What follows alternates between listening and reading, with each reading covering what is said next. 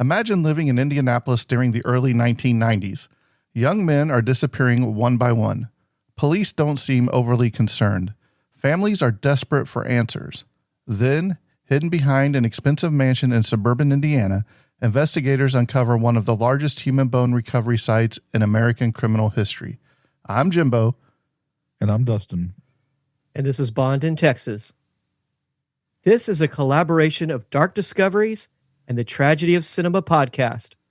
We will be focusing on the Fox Hollow Murders, Playground of a Serial Killer. Episode 1, The Lost Boys.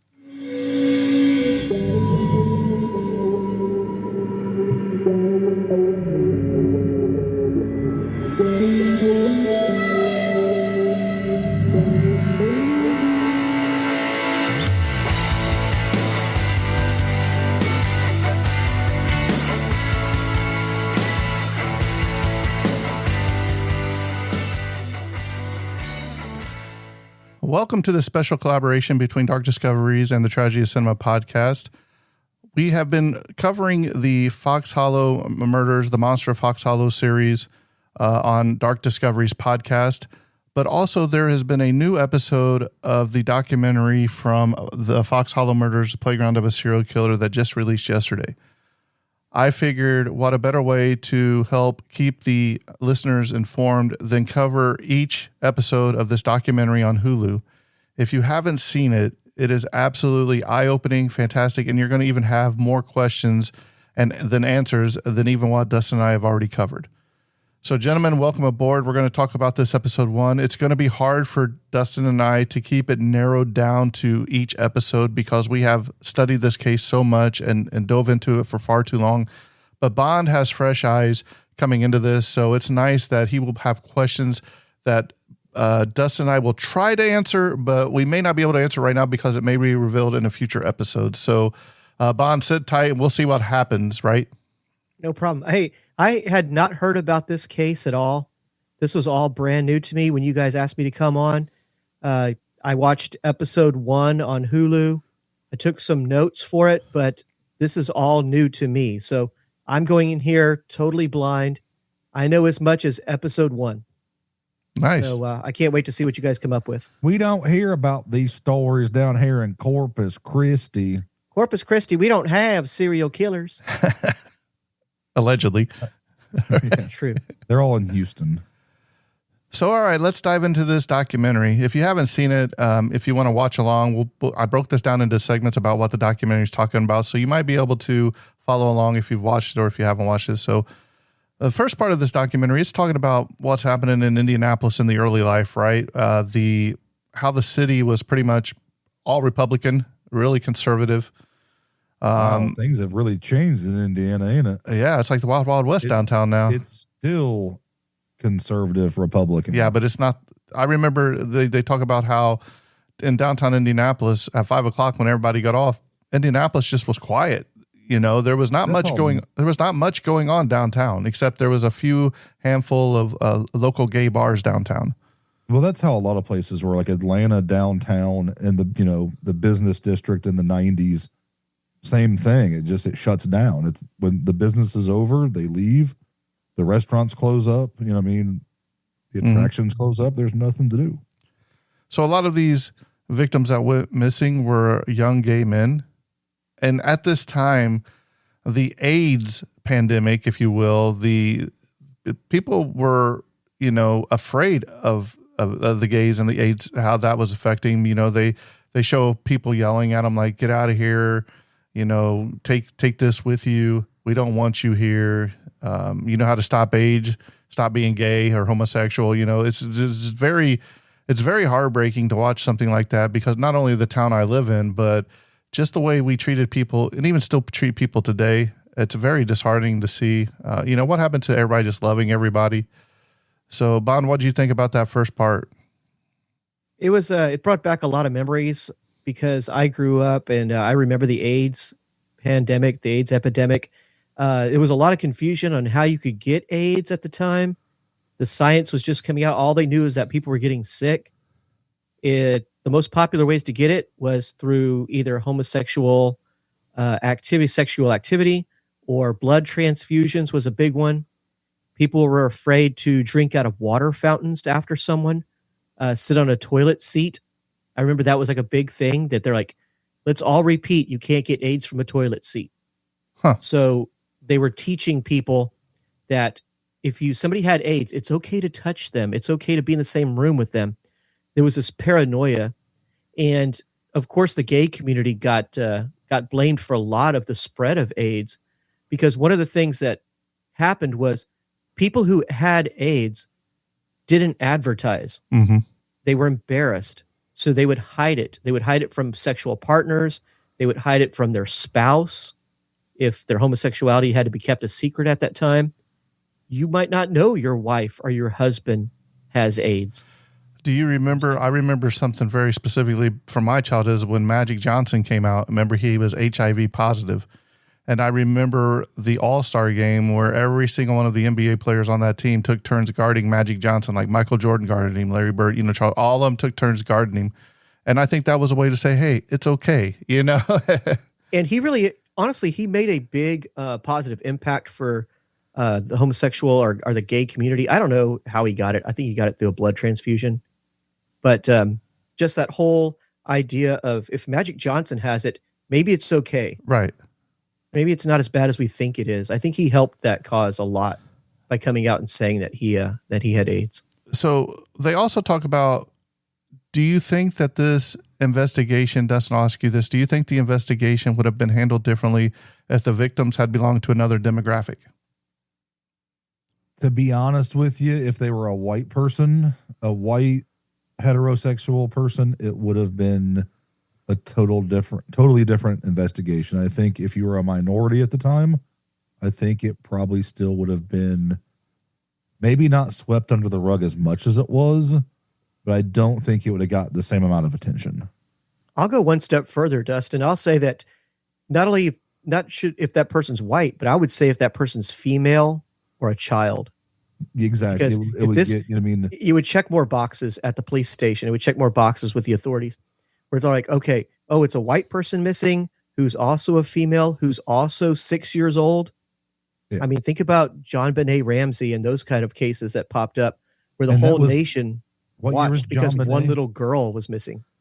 Wasn't that like December of 96, I think, or 95?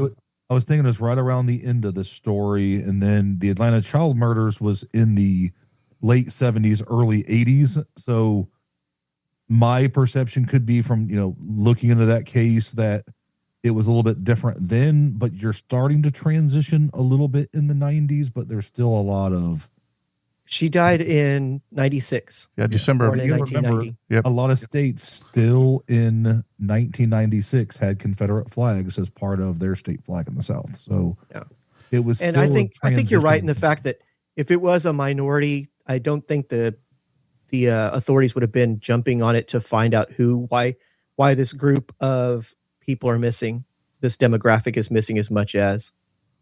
Right. So they must have ran away. And it's just like, these people just packed up and left, or they decided to stop coming to the bar. Well, they also, because of the AIDS pandemic, they also thought, they must have gotten AIDS and died. That's why they haven't been coming.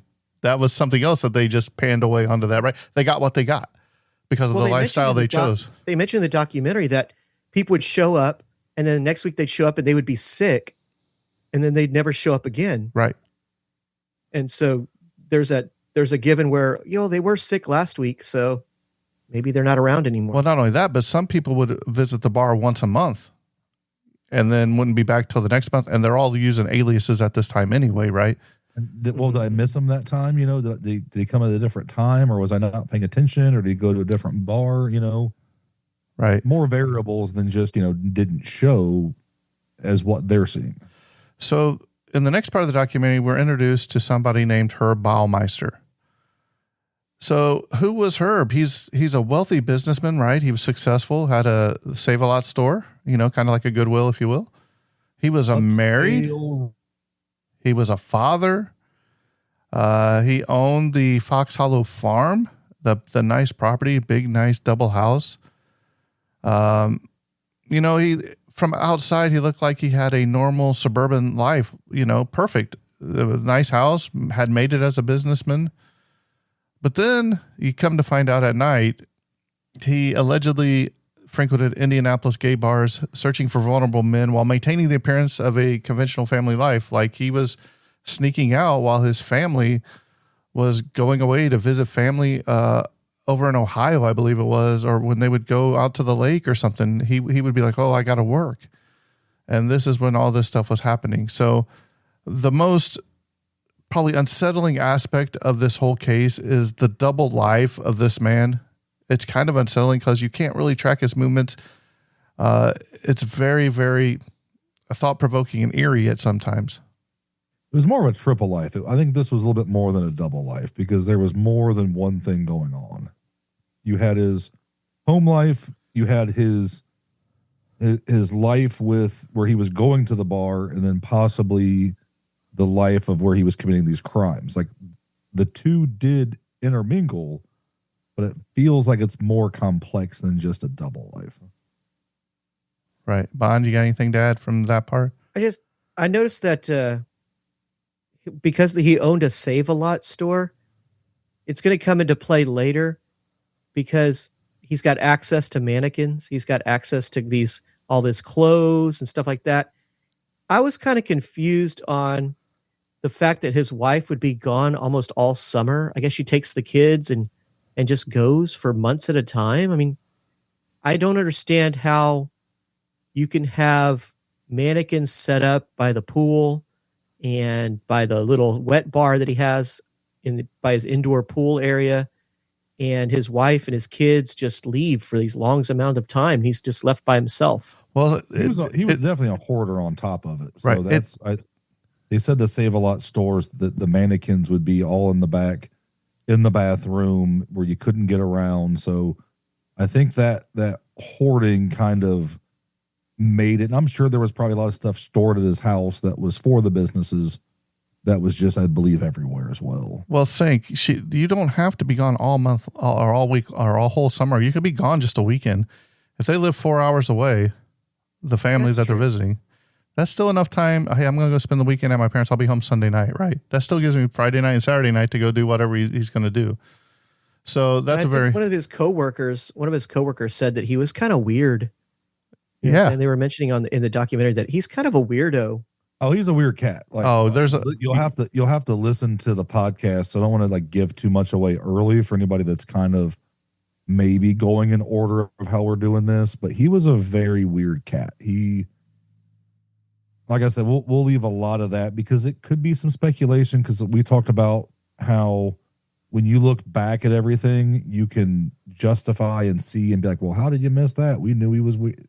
Stories kind of change and get exaggerated possibly. So, I mean, it's just kind of one of those things up in the air, but he was definitely a weirdo, huh? Right.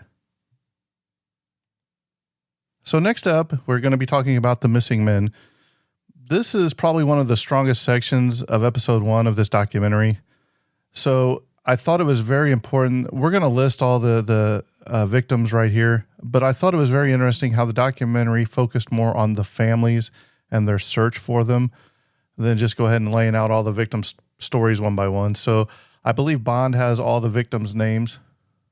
I do, man. This is the order in which they were reported missing or last seen. This all takes place between 1993 and 1995, gentlemen. They are in order of missing: John Lee Baer, Jeffrey Allen Jones, Richard Douglas Hamilton Jr., Alan Lee Livingston, and Manuel Resendez. Then in 1994, it was Daniel Thomas Halloran, Stephen Sperlin Hale, and Alan Wayne Broussard. In 1995, 2 more were reported missing: Stephen Allen Godlet and Michael Frederick Kern. And those are the 10 missing that were reported missing from 1993 to 1995. Right. So let's think about the emotional toll on these families. You report them missing to the police, and they try to find out where their last whereabouts were, and they were down at the gay bar. Oh, well, okay. They probably flip their pad down and go on their way, right? They don't care. So do you think all the family members knew that their that their family member was gay? I think some of them, like Alan Livingston, that one was one that the way he's described that, his sister that, I think she kind of hints that she maybe knew, but it didn't matter. And that's one thing that a lot of these families seem like it didn't really bother them. But when it comes to you, even if you have a tough or you don't agree with, if they come up missing or something's wrong, regardless, you're still going to probably be there. But yeah, like I thought it was very interesting that the loved ones never gave up, right? The one mom, I think her name was Sharon, she kept her landline on the entire time, just in case there was a chance that he would call. And she did that until the day she died, I heard. Until they identified him. But I'm just saying, they never stopped looking, he would call every weekend, or this person would call every weekend, and he didn't. So we knew something was really wrong right now. And that's the thing is, first off, though, do you remember your childhood phone number? I do. I sure do. I mean, that's a number, when you're like in first, second grade, like we had to you had to know your address, your phone, like you had to be able to, something happens. So that number is ingrained, and as time changes, that number just always sticks with you. So I can see that, but when you have a missing person, the only thing you have left at that point is hope. And if you give up hope, then, I think that piece will die with you a little bit, because having a child or a sibling or anything like that disappear or be murdered or whatever, kidnapped, if you go into, well, we're never going to find them, I think that really messes with your psyche, and you have to keep that positive. Like there's one way or another, he's coming home, and you have to have that to keep getting up every day and trying to process life. One of the things that really hit me hard when I was watching this first episode was at the gay bar, they had like a cork board, and they would put the missing posters up on the wall, and so you would see like missing men of all these like young men, the missing posters all up on that wall. And I was like, that is so sad and so weird, because imagine going to a bar, imagine going to like a sports bar or just a comedy club or something, and right when you walk in, there's this corkboard filled with these missing posters, and it was just so strange to see that at a bar. Well, even crazier than that is, how many times did you see some of those people on those posters in that place, right? You may have had a drink with one. You may have danced with one, Yeah, I'm sure you'd recognize them all the time. Indianapolis is a small, big city, but it still feels like, if you went to this particular bar, there was going to be a crowd, and you're going to mingle with each other. You're going to get to know, you're going to see, even if it's not a conversation, who belongs there and who doesn't.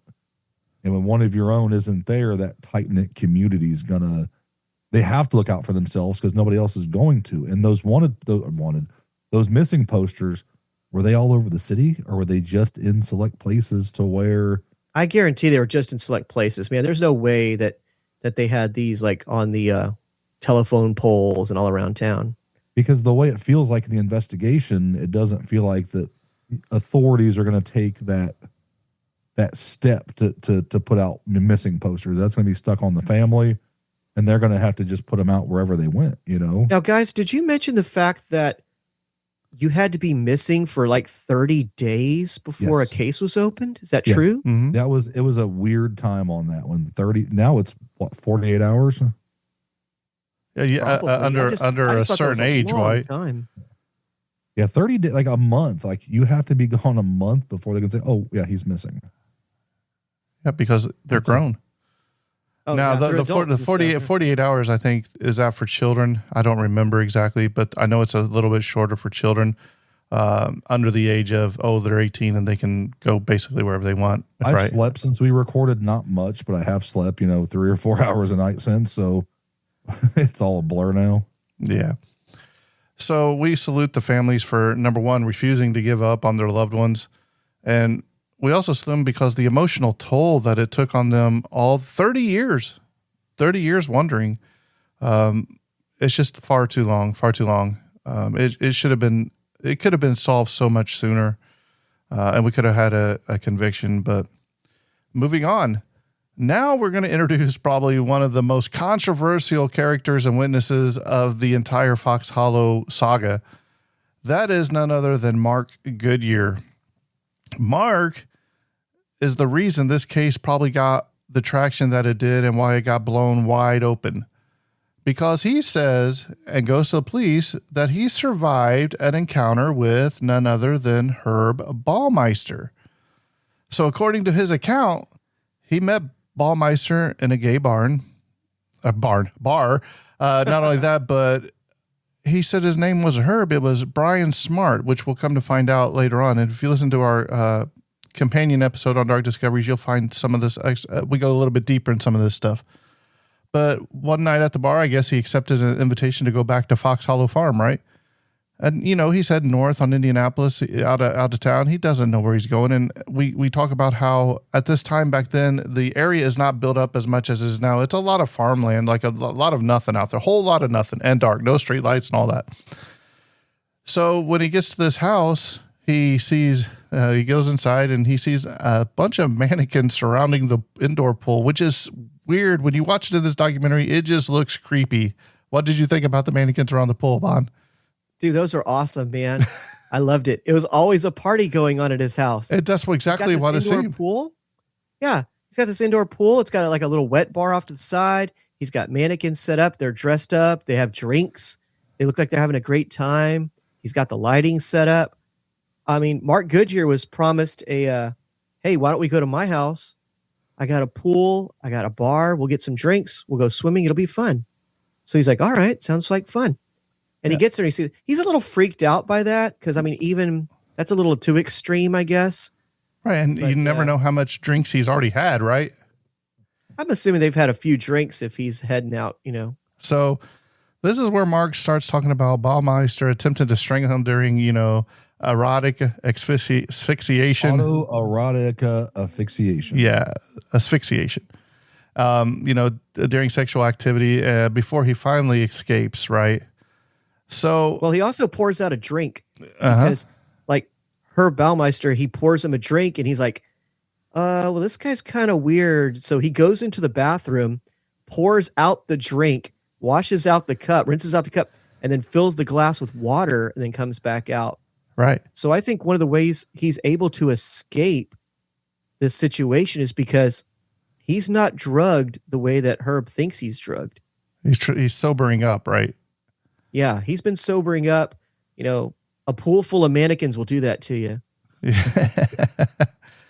So let's ask a couple of questions here to the panel.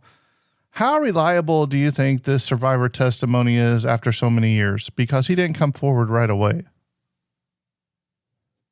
I don't know. I'm I not believe going to say anything because I'm going to say too much. Okay, we won't let Dustin answer. We'll go to you, Bob. I believed him. I was like, okay, they got this guy, man. They got this guy. They need to go question him.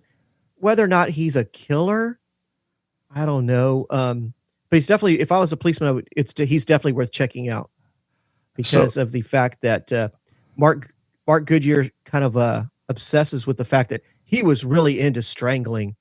I strangled him and he wanted to strangle me. And I said no. So he grabbed a belt and I said no. And he grabbed a rope and I said no. So he was really into strangling. And so there's a lot of missing people in the gay community. They find a gay guy who likes to strangle people for fun. Maybe we should knock on his door and question him. So I believed Mark. I believe Mark's testimony. He seemed legit. You know what I'm saying? And he does lead us to Herb Baumeister. So hang tight there, young fella, because it's going to get a whole lot. I know Dustin's over there like, wait, just wait, Bond. Chomping at the bit. But no. I was hoping Mark's he great. watched more than one episode. I did. I want him to go episode by episode. I don't want to give it too far involved. Episode by episode. I'm not gonna watch ahead. Good. This is perfect. I'm gonna darkly discover it. We do a watch along. I'm just saying, I'm going to darkly discover each episode. we need to do a watch along in the next episode because just so you can see my eyes pop out and go, oh, no, he didn't. that's the bombshell episode, I think. It really, Well, 3 is the really big bombshell episode. it is, but the trajectory is going up in episode 2. But we can't do a watch along because Bond needs to watch it first, because we can't watch along if Bond can't hear it because we're recording. You see what I mean? So he's gonna have to watch it first, and then test, because these microphones are only supposed to pick up what's in front of them, not what's behind them. So if you kind of just turn on a phone or a TV and you slide one ear thing off, or put up the thing where you have to read along, right? All the little captions. Yeah, I think closed that caption. one, I think that really needs to be a watch along so that you can get his honest reaction, and it'll spark with us as well. But so you have to get Hulu without ads. Oh, You can't. well, okay, so here it is. Tell the people when to pause. We'll figure it out. Like, ad. Mark Goodyear spills his guts. Now they got Herb, but the problem is he doesn't go back to the bar. Like you would think, like the next weekend you would just go to the same bar. You would just go to the what was the name of the bar the Our Place bar? Yeah. You would just go to Our Place and hang out there, and look, there he is. But he doesn't go back for like a long time. Mm-hmm. They don't see him again until like almost a year later. But why do you think the police initially struggled with the account of Mark Goodyear? Why do you think they didn't believe him? Do you think it was just not enough? Do you think he was like maybe like a bitter lover or a bitter ex or something? Just it's like we were talking in the episode is just somebody saying something isn't always enough to warrant an investigation. Yeah, it's hindsight being 2020. Yeah, you should have went, but then it's like, how long was it? Why didn't you come forward? Well, let me ask you guys this question. Believable? It doesn't seem believable. According to Mark's story, though, we can use. According to Mark's story, what law did Baumeister break? None. Because Mark goes in there and goes, "Hey, here's what happened." So, yeah, you consensually went there. You consensually had sex. Nothing. He didn't hurt you. You say you agreed to. The poor Trevor Bauer did the same thing. He likes it rough, and it got him kicked out of baseball because of somebody's allegation. And that's the same thing that's going on. It's just an allegation. Well, Mark Goodyear wasn't drugged. He just says, "I was afraid I was going to be drugged, so I poured out the drink." There's no evidence of you being drugged. It was a rough encounter, and you kind of, by allowing him to do that and not like leaving, you allowed it to happen. Not saying that, somebody's scared for their life, allow somebody without fighting because they think it'll be worse. You're like, okay, well, kind of like you can kind of choke me with that. And, it's not what I thought. You could be hindsight 2020 that, it's like when you're in a pool, you go underwater and you take a gasp of air, like, oh crap, like, this is serious. And just because of that, it's not a crime. Well, that's what I'm saying. The problem they have is they don't know where this house is either. That's really a struggle for the police. That's why when Goodyear's back at those bars and he's trying to find him, he's not showing up. So number one, Goodyear doesn't know where he's at. He can't tell police, hey, this is where I'm at. All I know is I got in a blue car or something, right? That's all he can tell them. And we drove due north. That's what he says, due north. We drove away from the city. And the detective's like, look, we searched for this place for like days. We don't know what we're looking for, right? We know it's a house in the middle of a wooded area, but we don't know where to look. We don't have a name. We don't have an address. And we come to find out that he's not even using his real name. It's Brian Smart he's using. So there is nothing tying Fox Hollow to Brian Smart right now. We have nothing. No, there's no tangible evidence. That is or information. Technically, Mark strangled Herb first. Right. Which and that's, I don't know if that was a defense mechanism. Like, oh, well, you did it to me. And we just went back and, if something happened, here's the mark on my neck where he kind of choked me. Is it a way for you to cover yourself if something did happen?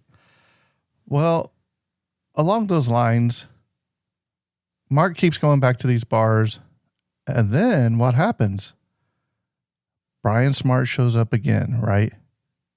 And he's at the bar, and Goodyear and some of the other people there, they actually capture part of the license plate as the car's driving away.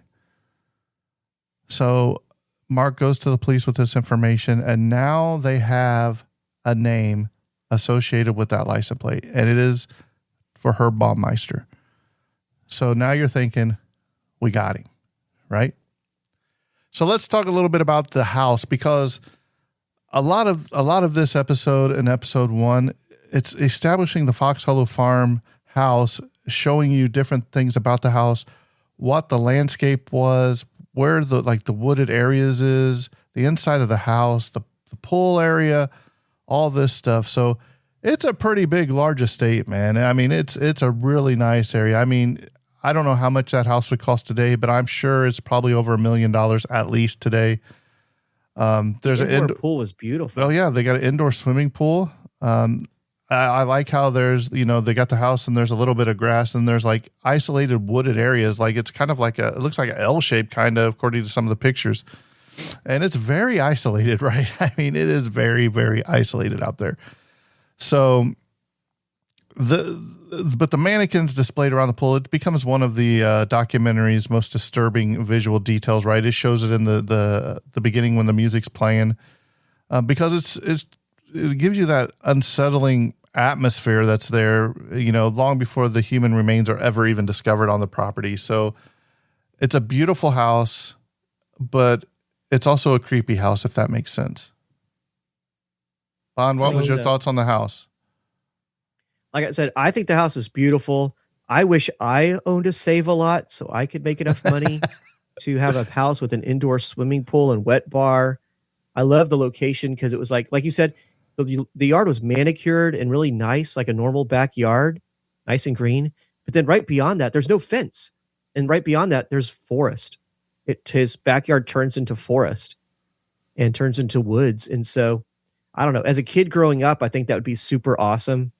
It's kind of nice to have a playground area, then like a forest to explore. So I thought that was pretty nice. It's a nice home, dude. Does Baumeister need some, help with interior decorating? Sure. But other than that, it's a beautiful home, dude. Just, clean up the bar area, change the lightings to a less red and creepy, and you're good to go.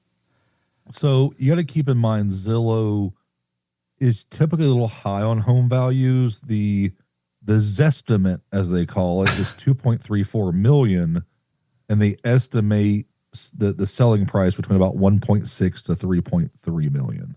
Right. So, I mean, it's in a very nice area now. It is, like I said, we went by it. It is in a little gated neighborhood now.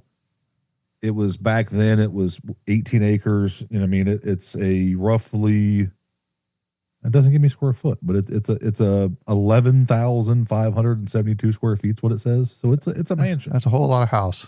5,600 square feet, I think, is where it becomes a mansion, I believe. I could be wrong, but it's. I mean, they had a big family, but not that big a family. No, I think that was a look at me. This is the social status. I made it, and we bought this house. So now that they have a name, they go to this house and they ask his wife, "Hey, can we search the property?" She's like, "No." I was like, "What?" Awesome. But the next part is really, really, it's really creepy because their son was out in the woods with a friend, and Julie says, they came walking up to the house with a skull, a human skull, right? So this right here is the part where I'd be like, okay, yeah, we need to call the cops, right? So she asked Herb, she says, "Hey, the kids found this skull. I think we need to call the cops." Is that what they do, Bond? No, they don't. They don't call the cops. What does Herb say it is? He says it's some skull that he had that apparently the raccoons must have dragged out into the woods. Yeah, because his dad was a physician or whatever, and his dad had gifted him a human skeleton, right? Yeah. Oh, the raccoons got into the garage again. Must have been the raccoons from the Great Outdoors. Yeah. tipping over trash cans and So stealing, Bond, if you're skulls. married to Herb at this time, would you have accepted that answer? I would say, okay, well, let me see the rest of the skeleton. Right. Not just, oh, okay. Yeah. Because if I find a human skull in the backyard, I'm going to probably call the cops. I'm not going to pick it up either Right. because now it's got my fingerprints on it. So inside baseball, the story is there's a house across from mine. It's an older Victorian style house that used to be a funeral home. And I had heard from the people that lived there, whose parents lived there and great grandparents lived there, that it was a funeral home, and they found it. And he corroborated the story that I had that they built coffins at my house when the family owned the land across the street, and this is where they built the coffins. And I dug up some bushes and found handles for a coffin. And I'm like, I don't think I'm going to go digging anymore in my yard. So my basement's half dirt. So it's like, we're not going to go, try to take out dirt and finish this anytime in my life, because who knows what I may find. I don't know. You ever see the Burbs? You ever see the Burbs? He finds a femur. Yeah. So, we're going to find a femur. so by now, you can see Herb and his wife's relationship falling apart. And this is where basically Julie finally agrees to let them search the property. And what do they find behind the home? They find thousands of human bone fragments that were recovered from that wooded area at Fox Hollow Farm.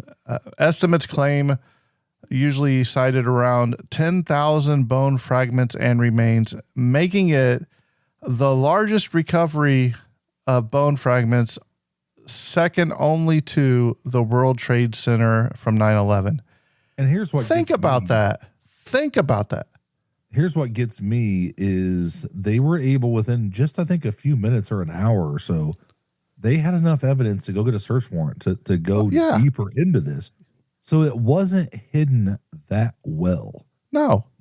Like, hey, just don't go in the woods. Like, them woods are scary back there. Kids, don't go play. How did his wife not go out there and see it? How did the kids not find it before? Is it cocky, or did he get disrupted right before this and he couldn't properly dispose? Well, while they're out there, doing the search right there, them two neighbor kids or whatever come and says, hey, you might want to come back here to the creek because we think there's some more evidence you missed. You might want to check this creek out. And they go back there and they find like rib cages and legs and everything back there in that little creek, which blows my mind. Does that mean that whoever did this, because I'm not going to say Herb did it right now, whoever did this, does that mean that they were interrupted and they didn't get to dispose of them quickly? Or was it, hey, nobody's ever going to come back here. Let's just throw it back here and Mother Nature will take its course, right? Because we know some of the other fragments have been burned at like a pit and just, basically thrown out there. But some of these weren't even burned. They look like they were just tossed out there. Well, my thing is did you throw like lime on it or anything to help dissolve the skin? I don't think so. I don't even think so either. Did you throw it out there for the animals to do it? Did you try to burn it? Because like we said, this was pretty secluded because, burning human flesh has a smell. Decomposing humans have a smell. Are you not afraid of anybody smelling? Are you that remote that nobody's going to smell it? But think about it. How close was your nearest neighbor during this time? There may not have been a house for 2 miles or further. Yeah, I don't have a map of the time. Let's see. Yeah, so I mean, it could be where it's one of those things. I can have this bonfire out here and nobody's ever going to know anything because I have a bonfire every weekend burning trash because I don't get trash pickup too, right? And here's the thing, and this is what makes me question that too, is because another case that I know, the Tara Grinstead case down in Georgia, they threw a party and they used diesel and they burnt her body while they were having a bonfire and nobody knew. And it's like, with my grandpa was in Germany in like 1950, 5 years after World War II was over, and he went to a concentration camp and said you could still smell death. So I'm like, how do you burn it and not have the smell? You know what I mean? It just, you get it hot enough. It doesn't, I don't know. Like there's a lot of there's so many questions in this that. Well, once again, to steal a line from the Burbs, what are you going to do? Knock on Herb's door and say, "Hey, your house stinks"? I mean, you're even if it does smell bad, you're like. But you got to remember too, also, Dustin, wasn't this also like a horse farm? It's a farm, but like I didn't see I think there was horses, right? If I now, it's been a long time since I really dove really deep, but I think it was a horse farm. Did they have actual livestock there? And if they did horses, that manure smell alone is probably going to take a lot of that away, right? You're out in the country, so you may not, and fertilizer for the grounds and all that is the thing, you know. But did any of the surrounding areas have fertilizer for their crops or anything? Because that has a distinct smell too. We all know. So let's go ahead and move on to the next. The human body has 206 bones. They found 10,000 shards, pieces, and bones. Think about that. 206 bones per body, and they found 10,000 pieces. Well, so, they're not full pieces. You're probably looking like small rocks, like in your driveway pieces. But still, I mean, that's a lot. Big shatter. Yeah. Yeah. And the thing is, they're getting a lot of help, which is just a side note. A lot of people really wanting to help. And it sounds like they're donating their time and resources to do this, because this is what's going on is a very tedious, slow process. And I think a lot of it is knowing the vastness as soon as they started was like, we don't have the budget for this. And that probably was a lot of the reason it got swept under the rug so quick. Well, they had to grid. I remember in the documentary, they had to grid out the property and go grid by grid, fine tooth comb, picking out all the bones. And spoiler alert, there's probably still a lot more there that they still haven't found, because it's just that many there. So, yeah. And they couldn't search it all. It's going to pull, they'll pull out of the ground and. Right. Yeah. You'd have to, I don't even know if you would ever, get it fully recovered. Right. So here we go where the investigation starts to fall apart, right? So when you have all those bone fragments, victims do not get identified very quickly, right? It's hard to identify somebody just from a femur or anything without like dental remains or any of that. So you got to remember, back in the early 90 or 96-ish, the DNA technology, it's very limited at this time too. We've come a long way in science just in that regard. But you know what? The families, they're still receiving even fewer answers. They don't know what's going on. Okay, we got 10,000 people. Is my relative there? Right? But then the case stalls because one of the lead detectives gets a call and says, "Hey, you need to get dressed and you need to come to Canada." Up in Canada, they have Herb Baumeister up there, who has died by suicide before he can be questioned or arrested. They said that when he was in Canada, the Canadian police actually stopped and knocked on his window because he was asleep in his car. And they noticed in the back of the car, there was a box of videotapes. When they go to the scene of the suicide, the car is cleaned out. There is no box of videotapes. Bond, what do you think were on those tapes? I think they were, let's see, this is 93 to 95. I'm thinking Karate Kid. I don't think it had to be copies of Karate Kid that were just from Blockbuster, and they were late. So you have to return those things. Be kind, rewind, people. I was thinking he was maybe more of a Sandlot kind of guy, but never know. I don't know. It's kind of weird. I know in that age, I was recording movies and TV shows off of the television. So it might have just been, a copy of a movie or something, but I don't know. When you're known for weird sexual acts and, sexually deviant behavior, what they would call deviant behavior back then, it's not good to have a box of VHS tapes in the back seat. I think Herb from the future was like, hey, they're going to these things called DVDs. And if you have a bunch of blank VHS tapes in 2026, they're going to be worth some money because they don't make them anymore. You know how much a disposable camera is nowadays? The old school, you go develop disposable camera. $12.99. They're like $20 a piece. Nice. You So used to be able to get like, 4 for 20, but now it's a rarity, so the price goes up. Collector's item. So we're not going to dive too much deeper into this aspect of the suicide right now because there's still some more answers that'll be coming in further episodes of this documentary that Bond will start getting light bulbs. So we'll just leave it at that right now. But it was said that he died by a 357 Magnum, I think, shot to the forehead, right? So yes, the forehead, which I did a little bit of, looking. They say that less than 2% of people who commit suicide shoot themselves in the forehead. Yeah, they say it can be done, but it's very difficult to do as well. So we'll leave it at that for now, and we'll come back to that. So 357, you got if it's like a 6-inch barrel that's a little tougher, but it all depends on what you're using. Something that's disheartening too is it seems like the investigation just stopped with Herb Baumeister suicide. Like, bing, we're done, right? Yep, it's over. Our answers are we have our murderer. He's dead. We can't bring him to justice. Sorry about the family's disclosure and all that, right? But enter the hero, Jeff Jellison, who is the Hamilton County coroner. This guy right here, Dustin and I met him. What an awesome individual, man. This guy is awesome. But you know what? He starts going and he's like, we let these people down. We just stopped giving the families answers.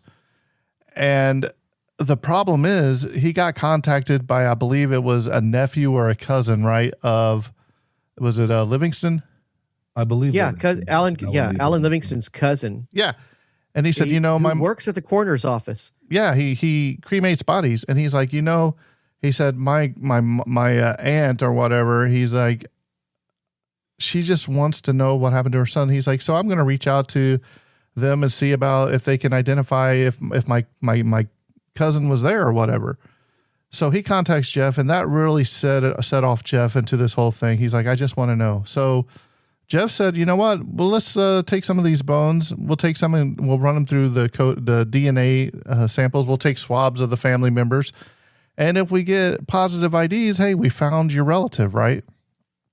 So this right here, this changes the documentary's focus to identifying victims. So it's no longer about just finding the murderer or solving the murders. It's about restoring identities to people that have long been forgotten about. And that's the thing. I think we go back to the budgeting is, okay, we found all these bones on this person's property. He committed suicide. There's no point in spending money because we can't convict him. It's going to end up being a cold case because we can't try him. But like you said, you have at least at this point of the people identified, you have now, I think, 11 people whose family can get closure. And they didn't have that before. And like you said, that's where Jellison comes in and he's fixing. I mean, he was a former cop, correct? He was a cop, I believe, before he was the coroner. So now he's going back to like his brothers in arms,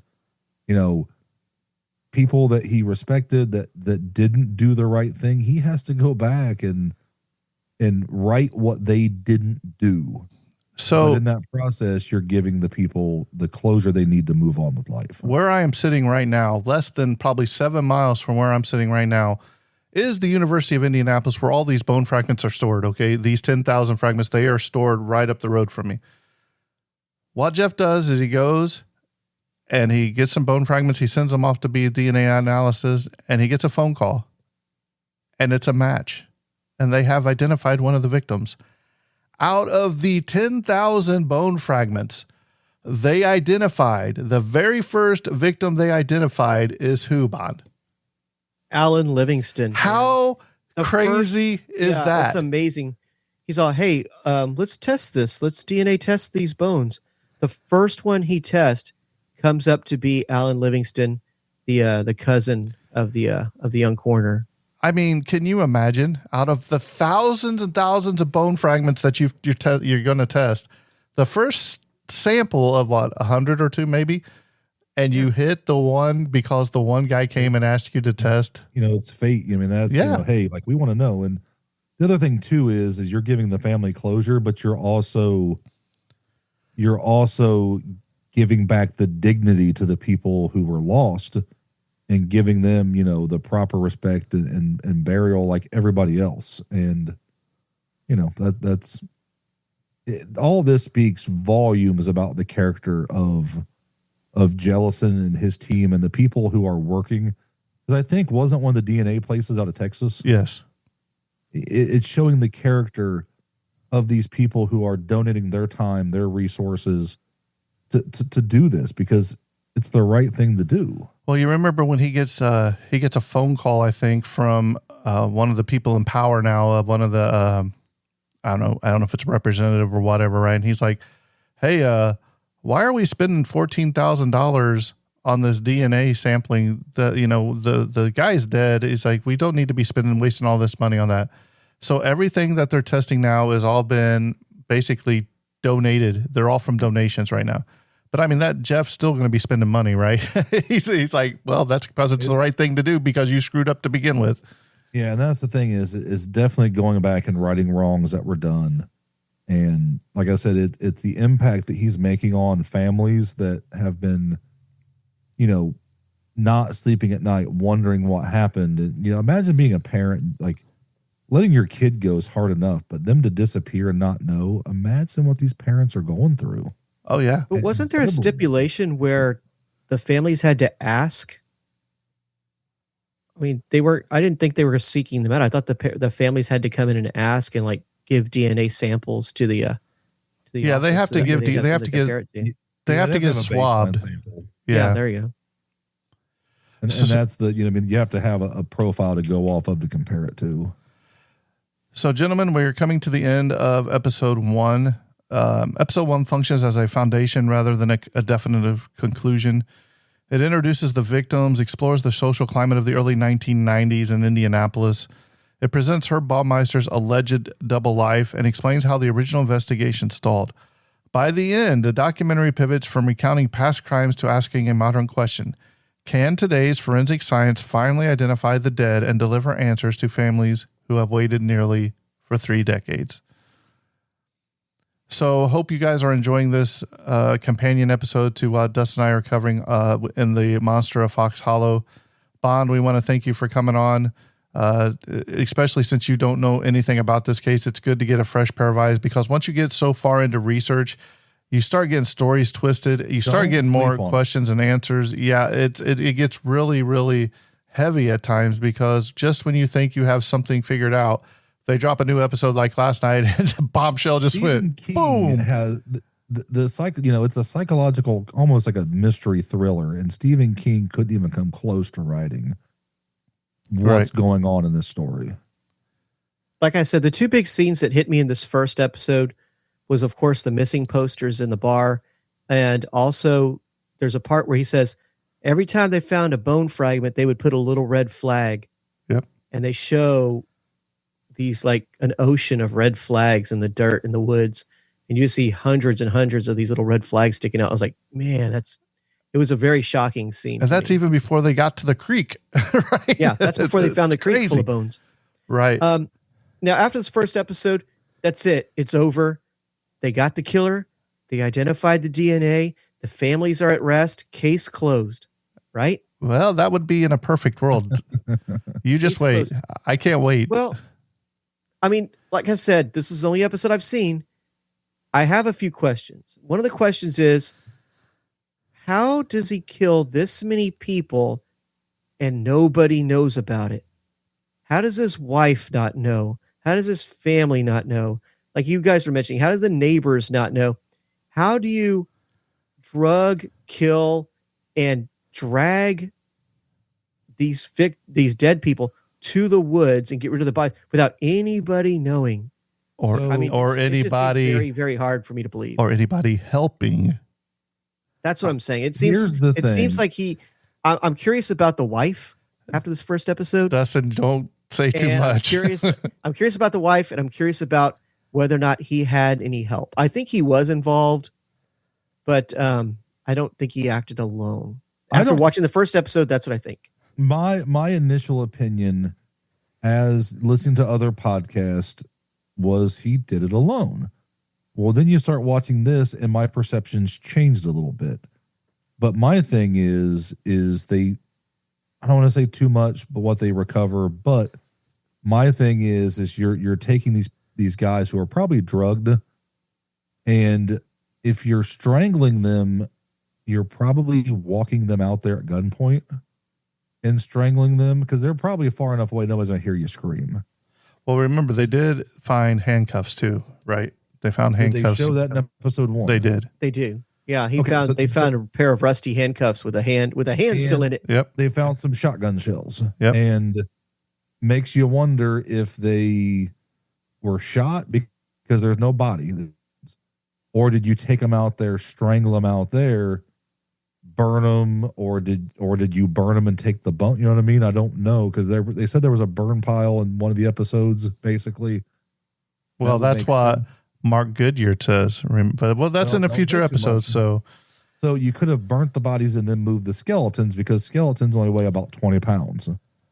But I think they probably, you lead them out there, you strangle them there, and then you're going to do whatever you're going to do out in the woods. All right. So that's where we're stopping this episode for today. Hope you stay tuned for the rest of this, because I'm enjoying Bond's reactions to this. I don't know about Dustin, but I think it's awesome to have a new pair of eyes looking into this with us. So this has been. You can see body language just like you're going to see in the next episode when you watch. So watch. Your thing is to watch the body language. It's the episode after this that you watch the body language. It's 2 episodes from now. No, he doesn't come on screen until the 3rd episode. Guys, you're spoiling it. You're spoiling it. Don't spoil it. It's episode 3. I'm just saying, just start to. But this has been Dark Discoveries. Right, Dustin? And Tragedy of Cinema. And Tragedy of Cinema, where the deeper you dive. And cut. Oh, there's too much. Too much going on here, okay? Unfortunately, the deeper you do dive, the darker this story is going to get. And cut. Dark Discoveries is a podcast. Jackie, she made it. Yay. All right, and cut.